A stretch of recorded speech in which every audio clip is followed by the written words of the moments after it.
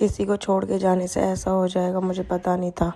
Hello everyone, मैं बिल्कुल ठीक हूँ और आप लोग भी बिल्कुल ठीक होंगे। तो मैं कल नोएडा चली गई थी अपने घर पे। आपने लास्ट व्लॉग में देखा होगा कि मुझे मेरी मम्मी और भाई की थोड़ी सी याद आ रही थी, तो मैं उनसे मिलने चली गई थी।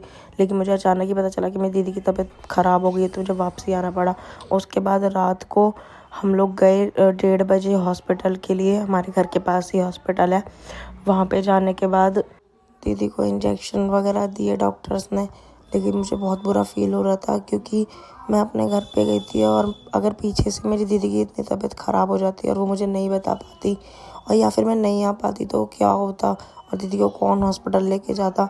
तो मुझे अब समझ में आया गाइज़, मतलब ये लाइफ का लेसन है कि आप कितने भी बड़े हो जाओ, लेकिन आप अकेले लाइफ नहीं काट सकते। और मतलब मुझे तो इतना रोना आ रहा था ना, मतलब मैं बहुत रो रही थी, बहुत ज़्यादा। उनको देख देख के जब डॉक्टर उनको इंजेक्शन लगा रहे थे और सब, मतलब मैं तो रोना ही बंद नहीं होता। फिर हम लोग बाहर खड़े थे, हमने रैपिडो से ऑटो बुक किया था क्योंकि रात को कुछ मिल नहीं रहा था और मतलब 2:30 बज गया था, तो हम वापसी आ रहे थे।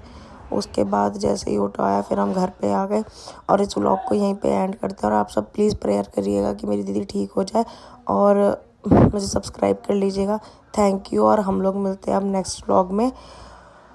और गाइज़, अब मुझे समझ में आ गया है कि घर से अलग रहना भी बहुत बड़ी दिक्कत है। बाय।